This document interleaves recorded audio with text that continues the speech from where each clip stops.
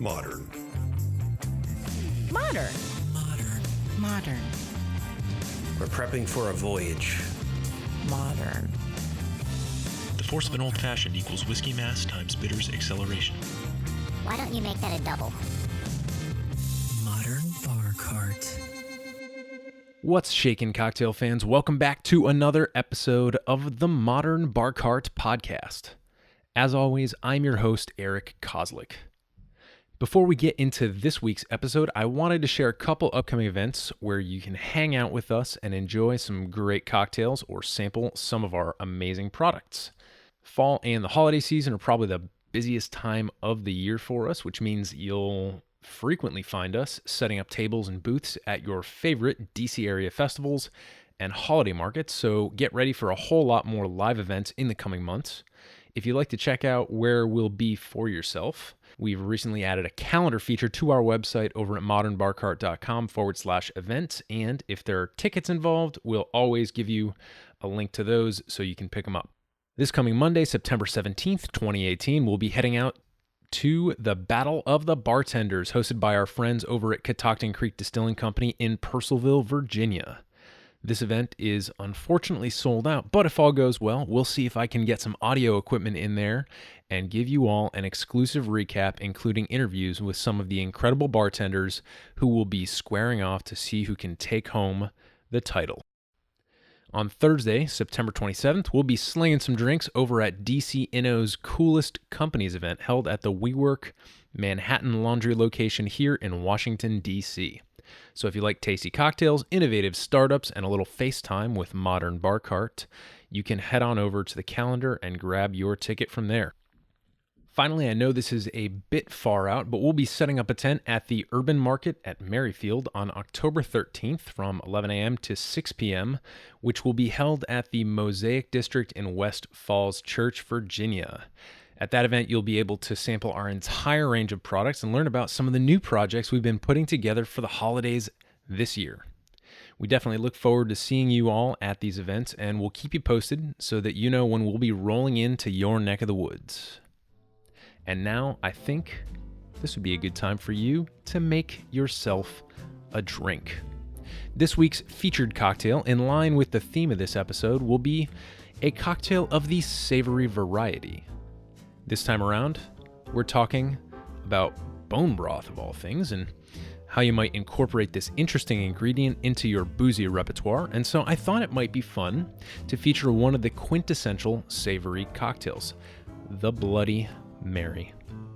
Now, there are literally thousands of Bloody Mary recipes out there on the internet, and I trust your Googling skills. So instead of giving you a hard, fast recipe, I'm instead going to break down the components of the Bloody Mary and help you understand what it is at the most basic level and how you can then kind of tweak it to match your own personal tastes. The two most important components, of course, are vodka and tomato. Tomato usually in the form of either tomato juice or V8, this thing called clamato, which is kind of a tomato and kind of weird clam juice mix. Very big in Canada for some reason.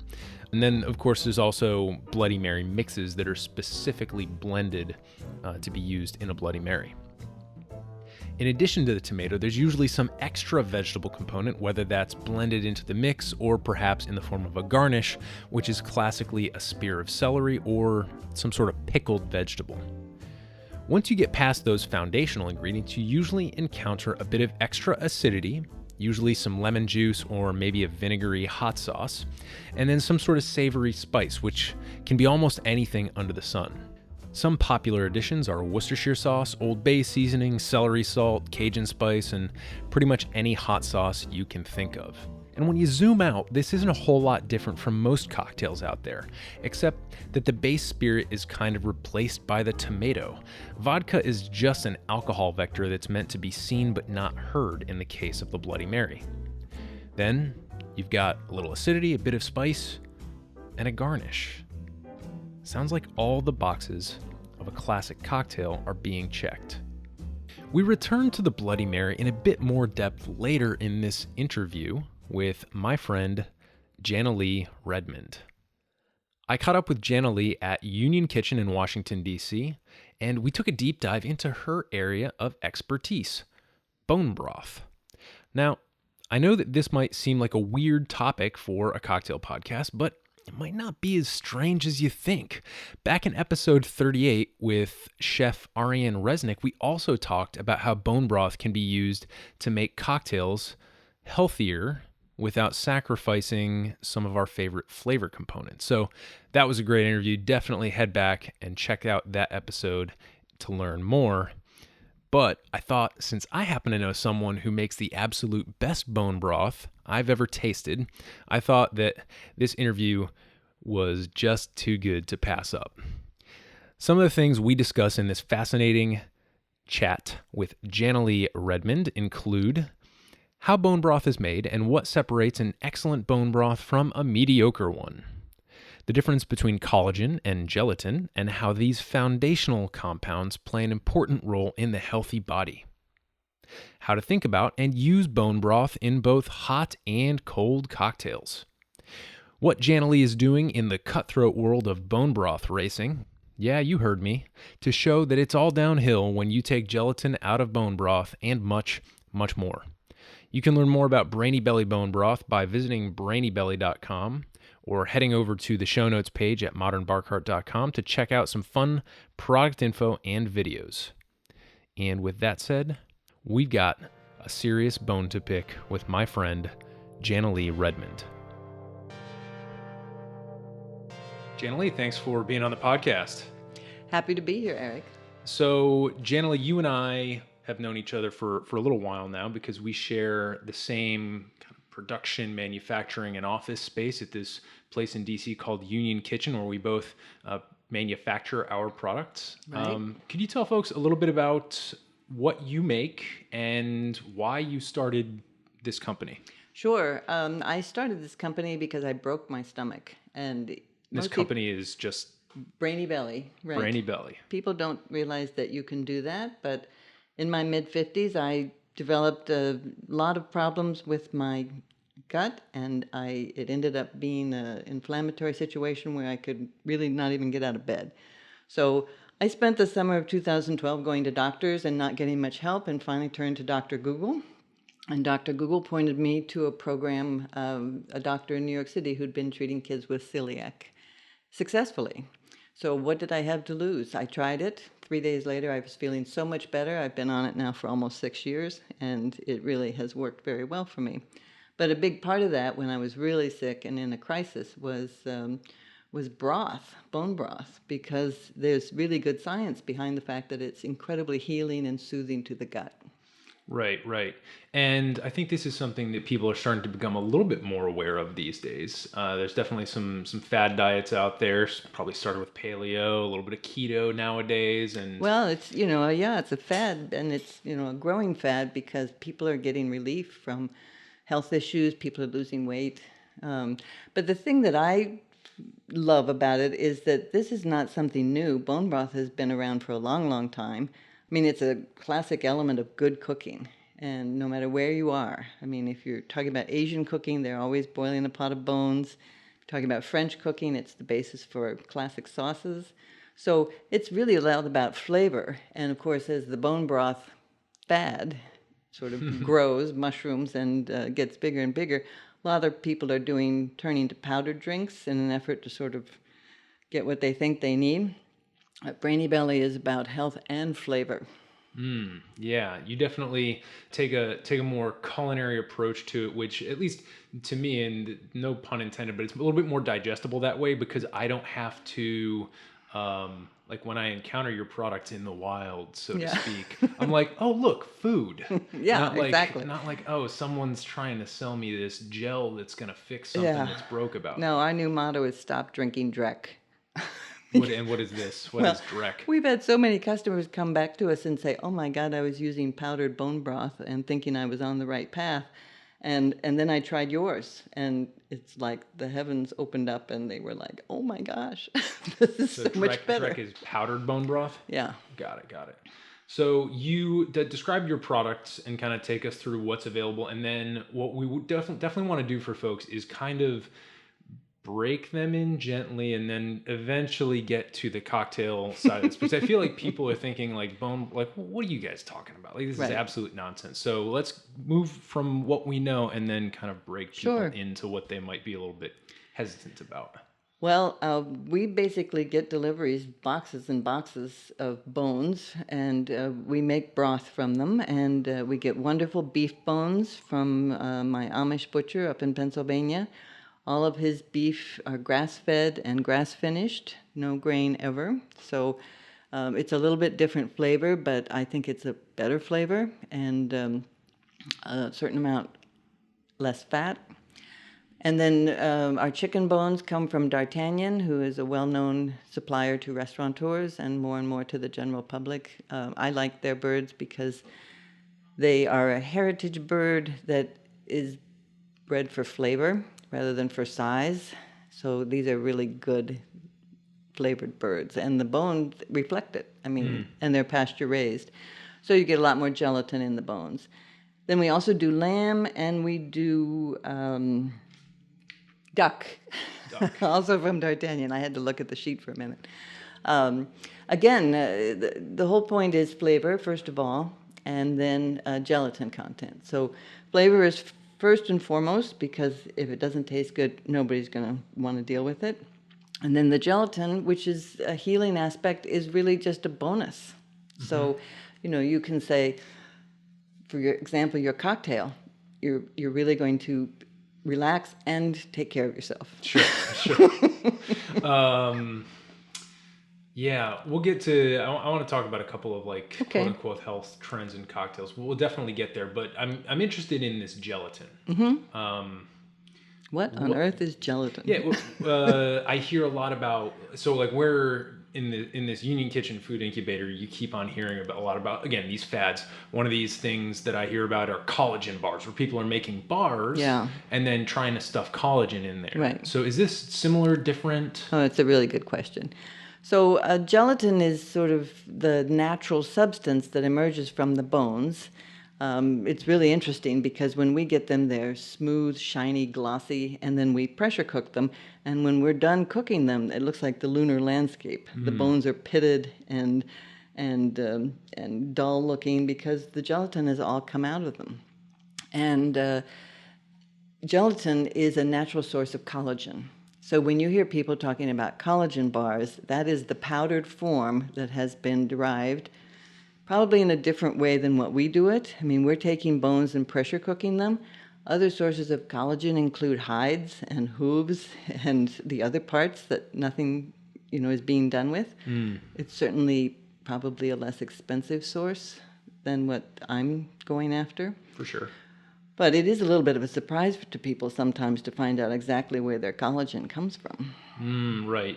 Yeah, I feel like there's less appeal of eating a hoof in most cases than drinking some bone broth. Well, most collagen sources are clearly labeled as to exactly how they were sourced and what they were extracted from. But it again, we're all about flavor, and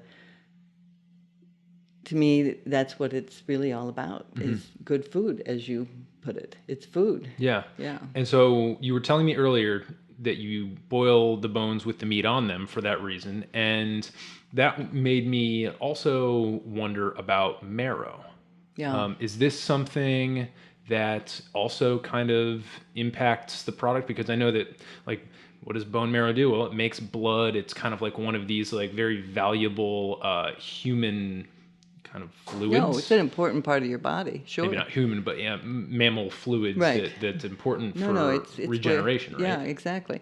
And the farm wife name for marrow has always been bone butter. And that should tell you something about what the effect is when you use it to cook with, because it's very rich tasting. And yes, we use a lot of beef shanks when we make our beef broth. And the same thing is true for chicken, duck, and lamb. Okay. There may be less of it, but it does definitely impact the flavor. Okay, got it. So you take these things, you boil them down, and then in the end you have basically, I I guess, a similar way of, when you make bitters like we do, you take something tasty and you put it in You something. distill it, yeah. Or you extract it and Right. you take that flavor and transfer it from one place to another kind of liquid place. And so now we've got this bone broth, and it goes off to either your online store where you fulfill e-commerce, or it goes off to a retailer. And what do people do with it when they get it? Well, I get this question a lot, and the thing is it's really kind of unlimited what you can do with it, because we've just started packaging it in 6-ounce cups because it makes a very refreshing drink. And when you consider that a lot of people are working out or exercising and trying to replenish salts and fluids and collagen, then there it is right there, easily accessible in a cup. But in cooking, you can use it, for example, if you wanted to make risotto or if you wanted to make pasta, it would bring a lot of richness to your dish. Instead of, you don't have to substitute completely broth, but you could use half water, half broth. My favorite way to use it, and it doesn't change, is if I am sauteing a few vegetables, I'll do some onions, maybe a little garlic, throw in some fresh vegetables, and finish with a half cup of bone broth. And what happens is it goes from looking very tasty to suddenly you have this rich, silky sauce that has just picked the whole thing up. Yeah, so it's great for sauces for sure. Great for sauces. People use it as a base for soups. That certainly is the classic use of it. But saucing is something that people maybe don't think of right away. But the thing about this broth is, with all that gelatin in it, it has this wonderful mouthfeel. And so not only does the flavor explode, but you've got this sort of satisfying feeling of eating something that's really complex and interesting. Right, and it feels rich, and it certainly is rich, but it's not rich because it's just loaded with fat. Right. No, that's the thing, is we skim the fat. We don't pack it with any fat at all. And people sometimes get confused between the gelatin and fat, because our broth literally comes out clumpy because there's so much gelatin in it. And people will say, oh, that's fat. No, that's gelatin, the source of all this collagen. And collagen, you've got to remember, the reason people are so excited about it is it's the building block for every kind of tissue in your body. So I'm in my 60s now, and I do a lot of demos at grocery stores, and I talk to people about the fact that it's going to be good for your nails and your skin, your eyes and your hair, and I can feel them giving me the once-over and trying to figure out, okay, just how old do you think she is? So I like to tell them that I'm 108 and that the broth is keeping me looking very young. Nice. That's a good in-store strategy for sure. No, the look on their face is priceless. Yeah, so my favorite way I think to use it is what I'll do is I like to make bulk soup, so like Sure. gallons Yeah. of So you're chicken ready soup. for- Yeah, leftovers in my house are very important because my schedule does not belong to me. Right. I'm running around all over the place, so if it's not in the fridge ready to Entrepreneur. go into the microwave, then it's useless to me. Right. So what I'll do is I'll make chicken soup where I'll actually bake off a chicken, boil the chicken carcass, and then strip the meat. But then I'll add to that soup one of your packets of bone Interesting, broth. yeah. And the nice thing is that ends up being a lot more fulfilling for me when I'm eating it on the go. Yeah. So that's No, how I use it. I mean, I encourage people to make broth at home. I mean, it isn't a difficult thing to do. Every time you eat chicken, just take the bones off the plate, put it in a plastic bag in the freezer, and when you've got a full bag, drop it in a pot and simmer it, and there you are. But what you're doing is you're taking our broth, which is the equivalent of a big long cook, and adding it to what you're doing, so you're getting the benefit of both. Right, I'm kind of turbocharging or You're supplementing. turbocharging, absolutely. Right. So, all right. So we've kind of got this sense that you're doing something that's maybe a little bit different from some of the other bone broths out there, and you've recently made a little video. Yeah. And this video actually is what sparked my idea for this little conversation. So could you talk about what this video is aimed to demonstrate? Well, I mean, there is a big market out there for these powdered bone broths. And, I have a lot of customers who will tell me, oh, yeah, well, when I travel, it's hard to take frozen broth along, and so I take the powdered when I travel. But again, I've had this experience over and over again when I'm at an event or I'm doing a demo and somebody is familiar with the powdered bone broth and then they taste our broth for the first time, they're amazed at the difference in the flavor. So we wanted to help people understand we can't convey the flavor. A lot of pretty Instagram pictures, you try and evoke the flavor, but what we can do is show people the difference in what our broth looks like coming out of the package and the other broths that are processed differently. For example, very popular is the Tetra Pak, which is the foil-lined box that sits on the shelf stable for 3 years. I'm not even going to talk about what happens to them. Right. So we came up with a way, we thought, to sort of show this comparison without talking about it too much, because that can get old. People's eyes sort of glaze over. So we've launched the Bone Broth Race series. We're going to have a series of steak races, as in STAKE. We're thinking we'll start perhaps with the sirloin steak and go on to... Beautiful. And we put our broth up against our competitors' broth, and we ice them so that they've gotten a chance to chill and gel, and we compare the temperature. We want everything to be very fair. Then we march them up the ramp to the starting line, and when the bell rings, the race is on to see who gets to the bottom of the ramp the fastest. Okay. And is this a race you want to win, or is this more of a golf score type thing? Well, we're not very good at winning races because our broth comes out of the package in a clump. It's gelled. And what we want people to see is the difference between our broth and all the others, because you don't see that coming out of a Tetra Pak. They have to subject at such a high temperature that they're destroying the gelatin. Yeah, you find this in a lot of, specialty foods where people are trying to strike that balance between shelf life but then keeping the actual ingredients intact. It's a tricky thing to do. But just to kind of go back to what you were saying, so you actually stick these in an ice bath, right? So you take both packages of bone broth at room temperature, then you stick them in an ice bath. Yeah, and we give them a good chill because that's only fair. So you're getting these things to between 30 and 40 degrees? Yeah, probably about 30, 34, 35 degrees. So what happens? What does it look like when you tip both of these containers over at the same time? What does it look like? Well, I had to caution my helper to take it easy because we're comparing a 6-ounce container of Brainy Belly with a somewhat larger container of our competitor's broth. And, there's only so much space to catch all that liquid. Brainy Belly clumps down the ramp looking sort of like a slinky on a staircase if it moves at all. Right. And our competitor quickly sloshes to the bottom of the is collected in a pan. Right. And this ramp is just it's a baking sheet covered with the lanes and start and finish and flags and exactly. Highly adorned. Spectators and cheering and You need to find a name, make it a racetrack or a stadium name for it. Yeah.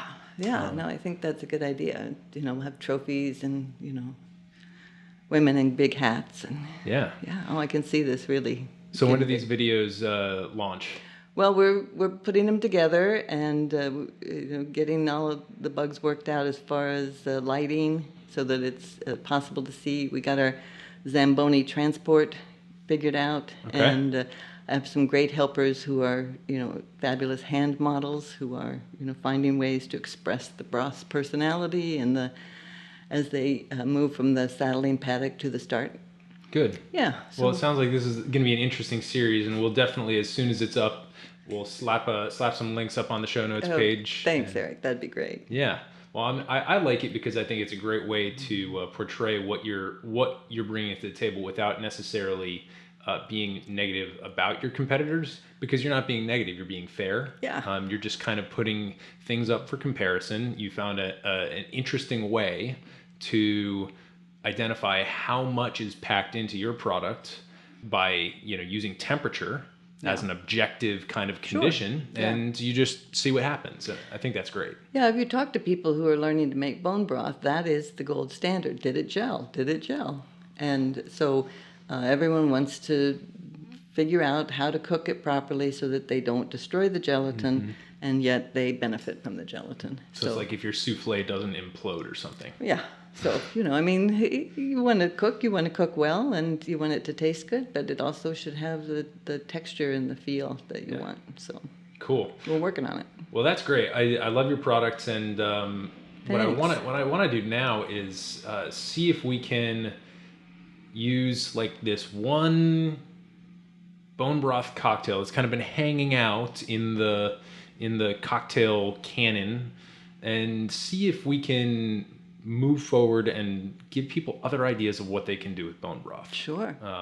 Just so people know, I'm actually taking 30 days off of cocktails or any sort of alcohol, and so I actually bought like a case of those little shots. Yeah. So I'm going to be using those for libationary and or kind We of are supplemental happy to purposes. support your project, Eric. Yeah, of course. But so we've got this cocktail called the Bull Shot, and you've got the recipe in front of you there. So can you just talk people through what the ingredients are in this kind of like seminal bone broth cocktail? Sure. I mean, this is easily found on the web. There's a lot of versions of it, but the key is to use a beef broth full of flavor, and then set it off with an accent and provide a good match with the spirit. So, for example, this recipe uses vodka and then beef bouillon or beef consommé, which is very similar to what we make, dash of lemon juice, Worcestershire sauce, and Tabasco sauce. And that's a classic because you get the flavor from the broth, and then you get the little acid from the condiments that set it off, and of course then the vodka. But key is not to use a broth that's oversalted. Yeah, that's a good point. I actually hadn't thought of that. So this reminds me. I'll be honest. This reminds me of a Cosmo. Not in flavor profile whatsoever, but in some of the moves that it makes. So Cosmo, obviously vodka based, and then you've got in the cranberry juice a little bit of that acidity that comes in with the lemon, and it's not a perfect analogy, but another like cocktail type move that's being made here is the Worcestershire sauce and the Tabasco sauce. It's kind of like your bitters. Yeah, and certainly a savory kind of approach versus something that might be a little bit more sweet. And but I mean, this is served cold, but the other approach would be to make a hot cocktail, like a toddy. Right. And, I get a lot of interest from bars and restaurants during the winter months of how could they do a toddy. And, I get a lot of people who try my broth and they go, oh, such a cup of comfort. And so imagine taking a toddy if you weren't feeling well or if you were just, again, moving into a relaxed mode, how nice that hot broth with a spirit could be. Right. Well, and here's something that I think is really important on the cocktail front, especially with bone broth. A lot of cocktail ingredients and cocktails themselves, if you go back far enough, are kind of medicinal in their usage. Yeah, we sure. don't recognize them as medicinal today because we understand that really you're just making yourself feel better, but in most cases you're not actually making yourself better. But with a toddy, I mean, I remember when I think I had one when I was a kid. I think my grandmother gave me one to make me shut up one night. No, I'm sure it was more about quieting your cough, Eric. Yes, well, I had a cough too. But yeah, so in a traditional toddy, and there's dozens and dozens of recipes out there, but in traditional toddy, you're going to have a tea of some sort. Some people use like a chamomile, so like an herbal tea, and then some people will go more along the lines of a black tea or something like that. It really depended back in the old days on what you had. Sure. And then you're going to put in a shot of spirit. So this could be, in the Bull Shot, we've got 1.5 ounces. The spirit, when you're working with bone broth in most cases, you're probably going to be working with bone broth in an amount that might equate to like a highball cocktail situation, in where you're adding more of the non-spirituous ingredient than you are of the spirituous ingredient. Sure. Yeah, and the broths are different. I mean, the beef broth is more substantial and has a heftier sort of flavor, whereas the chicken broth is, I don't know, it's sort of more evocative for people because more people are used to a steaming pot of chicken on the stove than they are beef stock. So it does that, but also it's just a brighter, maybe a little bit more refreshing flavor. Sure. And then when you go to the lamb and the duck, both of those are alike in the fact that there's just really layers and layers of rich complexity. Right. So, that would be sort of a whole different approach. But again, the idea that you're pairing a spirit with something that is sort of equal flavor value, because you don't want it to taste like vodka, you don't want it to taste totally like the spirit, you want it to enhance the flavor. So it'd be a matter of kind of matching things that fit well. Right. This is also something that I wanted to talk about because you've got the darker tastes like the duck, the lamb, and the beef, and I suppose there's different kind of depths to them like you were describing, but to me those would be great with a whiskey. Yeah. And then maybe with the chicken, something more along the lines of a gin or a vodka or something like that would be kind of the pairings that I would go with. Do you find that any of your flavors lend themselves better to being drunk cold? Well, I'm a big fan of cold broth, and it's something that I'm having to introduce to the world because not a lot of people are there. Although I think I have an ally in the cocktails because they're being served cold. And but all of them have a slightly different character cold. And again, if you don't want to go for a high salt, even though that sounds like it's what you're going to want to do, that's sort of the commercial broth approach. They replace flavor with a lot of salt. Right. But we purposefully leave the salt out and let the broth sort of come through. So yeah, I think chicken broth is the natural choice. It's very bright, very refreshing when it's cold. Beef broth I like, but of course you just have to watch out because it's really unpleasant if there's fat in the broth when it's chilled. You don't really want to have clumps of fat. Right. Yeah. Right. Yeah, that's difficult to work with in the cocktail space. Yeah. And mixologists have been, the professional mixologists, not necessarily most of the time home bartenders who are the audience of this show, but professional mixologists will play in this sphere with fat washing and all of this stuff. But it's very tricky, and it almost always needs to be done at scale to make sense. Yeah, I mean, we just make a point of it. One of the things you hear from other producers of beef broth is, "Oh my God, there's just so much fat." I mean, it's a big challenge to deal with it. We roast the bones first, so there's fat that comes off the bones at that point, and then when we go and we package it, we draw from the bottom of the pot so that we don't get near the fat when we package. And we still have a big container of fat to deal with at the end. So Got it. not something you want in a cocktail. Right. Richness comes from the gelatin anyway. It's not the fat. But I feel like the beef for me would really be most appealing in like a toddy with a nice something like a paired nice with a dark whiskey. tea, Yeah. and paired with whiskey, Yeah. and then maybe a squeeze of lemon or something. Oh yeah, no, that would fix you right up. I think I can think of sitting down with a little bit of a cold coming on and knocking it right out. Exactly. And bitterness is also something I wanted to bring up briefly. A couple things. I want to talk about bitterness and then get to what we're going to be using for the featured cocktail for this episode, which is the Bloody Mary, which is kind of one of these quintessential savory cocktails that I think we have real opportunities to incorporate bone broth with. So we'll get there. But so with bitterness, I'm thinking there's one cocktail that I've had in the past that has actually given to me physiological benefits. When I had this cold, my nose was running like a faucet, and I looked up just on a lark, cocktails to fix a cold, for colds. right? Because I was just done with this. I knew I wasn't going to sleep anyway, so I was just going to knock myself out with a cocktail. And so I came up with this cocktail called the Old Alliance. Old spelled like Old Lang Syne.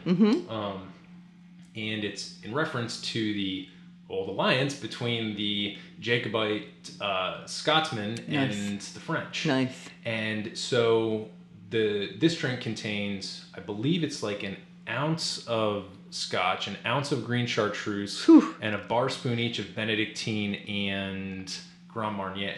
Wow. And so it's very boozy. You stir it up. But rich and complex. I mean, talk about complexity. Very, very complex. And that complexity comes from the between the Benedictine and the chartreuse, that's easily over 150 herbs and spices Right, that are in right, there. right, Because exactly. chartreuse alone has over 100 Oh, herbs. I'm in just the recipe. imagining the layers to it. So as soon as I had this drink, everything dried up within 30 seconds of me taking a sip of it, and it lasted for about an hour. Nice. And then I started, but Yeah. it was crazy. So I would recommend that if anyone out there is feeling brave, it's something that I'm maybe after my 30 days are up and I'm back experimenting with cocktails again. I might take upon myself, but I think there's an opportunity to use some of these. Certainly bitters, especially in a hot toddy, bitters are great. But maybe even some liqueurs in there, because one of the things that you're not going to be seeing a whole lot in these cocktails with bone broth is sweetness. Right. And I think if you're going to have sweetness with the bone broth, it really needs to be balanced out with some of these herbs. Yeah. And I think some of these herbal liqueurs and in certain cases the Amari are really primed for this, but there's going to have to be some trial and error involved, especially with the ratios. So I'm curious if anybody's listening out there has an opportunity to start messing around with this and you're willing to maybe pour a couple down the sink on our behalf, then I know Janalee and I would definitely be interested in what you come up with. Oh yeah, I'd love to hear about it. All right. Bloody Mary. Yeah. Classic. You like Bloody Marys? Well, yeah, I mean the classic pairing, right? The tomato Yeah. and beef. Right. I mean, think of short ribs, think of barbecue, think of all the times that beef and tomato are paired. Mm-hmm. I mean, it's just works. And chicken too. Yeah, sure. I mean, that's a little different approach. But again, I guess my favorite is the beef. So probably I just go there first. Right. And chicken would be a little bit different flavor, more of a piccata sort of dish. I don't know. Yeah, for sure. Yeah. There's a big trend these days, especially at brunch restaurants, and here in DC, brunch is we big. Brunch. Yeah. Yes, we brunch. So, not me so much. I say we as in like the pejorative we. Yeah.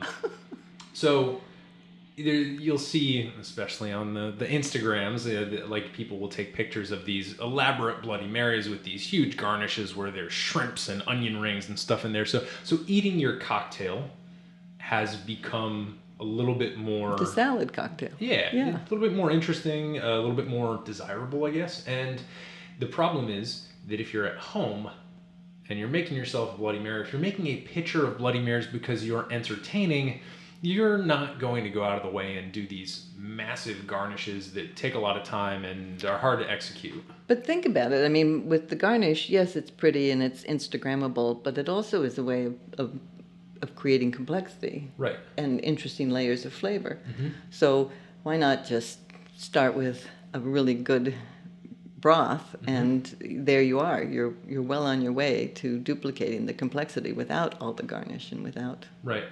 So in like a... Don't think of it as just a base, is what I'm saying, not just a way to sort of convey the alcohol, but think of it as really a way to build something that's interesting and tasty. Well, right, and especially with the Bloody Mary, in many cases, people use it as a hair of the dog, a bit of a hangover thing. So you might as well, while you're trying to cure yourself of the harm that you did, maybe throw in... Refresh yourself, come on. Some collagen, right? Yeah, there you go. So what would you, if you had to make a Bloody Mary, and if this doesn't turn out to work, no one's going to come to your door with pitchforks and torches, but like if you had to... let's say you were making like a pitcher of Bloody Marys and you wanted to serve like 4 to 6 people. Well, I would definitely start with a bag of beef bone broth, and that'd be 24 ounces. 24 ounces, and then maybe... I don't know that I would match it with tomato sauce. I think that might be a little much. I think tomato sauce could come in as sort of or tomato juice would come in as something more along the lines of 16 ounces, so that you then would have, the beef still dominating, I think. The tomato would enhance it. And then I think the idea of using the herbal liqueur, I mean, rosemary is fabulous with beef. Yeah. And so something along those lines that had that strong kind of herbal flavor. Yeah, there's a lot of great opportunities with herbal garnishes with Bloody Marys, especially because they tend to be a little thicker, and so you can get stuff to stand up in the glass a little bit. So I was actually thinking that I would have done it the opposite way, where bone broth is sort of like the half, and then the tomato juice is it all depends on what you're using for tomato juice. You're using something chunkier. Yeah.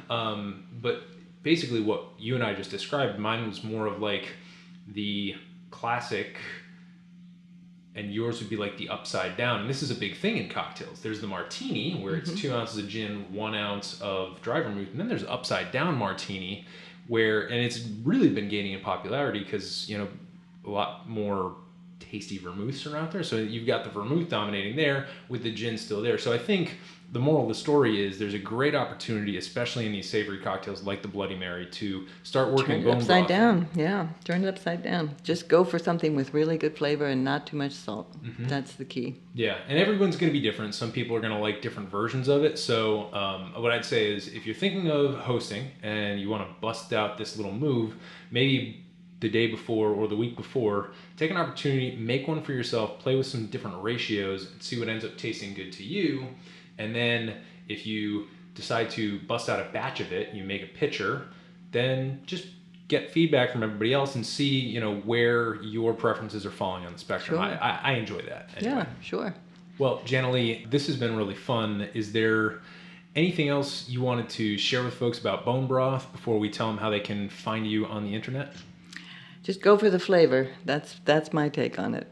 Beautiful. You know, it's great that it's healthy, but don't skip on flavor. Yeah, it's a chef's recommendation. That's for sure. right. So where can we find you on social media and online? Brainy Belly has an Instagram account, and we also tweet, but our website is www.brainybelly.com. Beautiful. And even if people are not available here in the DMV area, they can place an order. Oh yeah, we have these fabulous shipping containers that are, you can put it out with the recycling, and so there's no styrofoam involved, and it keeps the broth frozen for the 2 days that it takes to be transported. We ship all over the country. Okay, beautiful. So head on over to brainybelly.com if you'd like to pick up some delicious bone broth. And if folks are here in Washington, D.C. especially, what are some of the places where they can go that most reliably stock your stuff? Yes, Organics always has it. Mom's will have it beginning in October. Union Kitchen Grocery usually has it. And from there, we're building. So yeah, beautiful. Yeah. Well, all the best to you as we enter this crazy holiday time. And thanks for being on the show. Thank you, Eric. It was really fun. Hey everybody, thanks for listening. If you enjoyed this episode, there's 2 big things you can do for us here at Modern Bar Cart. One would be to tell your friends and family if you think they'd enjoy listening to us talk about cocktails.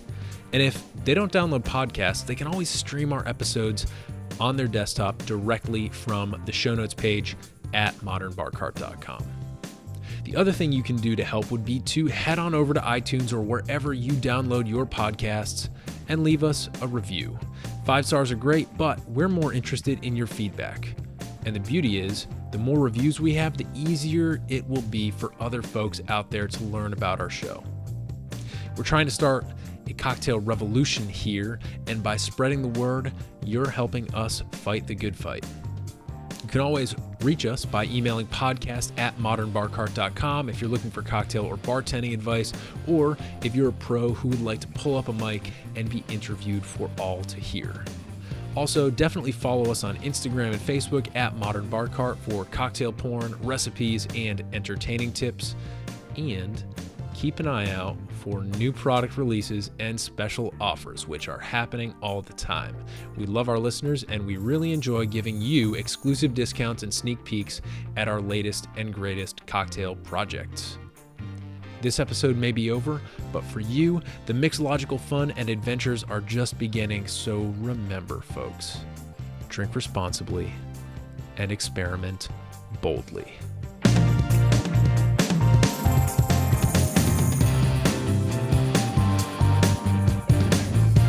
This episode was made possible with editing and production assistance by Samantha Reed, some super savory cocktail advice from Janalee Redmond, and a little interview magic by yours truly.